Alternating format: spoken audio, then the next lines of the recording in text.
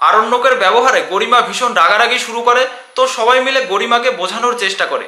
এরপর গরিমা আরণ্যকের ঘরে আসে এবং সেখানে দেখে যে ছোটু বসে আছে। তখন গরিমা আরণ্যককে উদ্দেশ্য করে ছোটুর সাথে কথা বলে। তো ছোটু তাদের দুজনকে একান্তে কথা বলার সুযোগ দিয়ে ঘর থেকে বেরিয়ে যায়। এরপর সে রোশনাইকে দেখতে পায়, আর এই ব্যাপার নিয়ে সে আরণ্যককে কথা শোনাতে ছাড়ে না। তখন আরণ্যক ওর কাছে ক্ষমা চায়। তখন গরিমা বলে যে সে আরণ্যকের সাথে সম্পর্ক রাখবে না।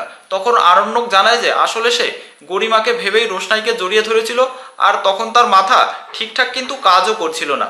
আর গরিমা এও বলে যে এখন আরণ্যক কেমন বোধ করছে, সে কি সুস্থ বোধ করছে?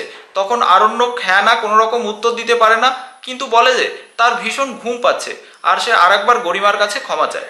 রাত্রে পরিবারের সবাই মিলে খেতে বসে, আর তনুশ্রী জানায় যে আরণ্যকের জন্য তাদের বাড়ির প্রত্যেকের মাথা হেঁট হয়ে গেছে। তখন মৌসুমী মিনিকে খাওয়াতে চলে যায়। কিছুক্ষণ পর মিনি এসে তনুশ্রীর কাছে রোশনাইয়ের খোঁজ করে।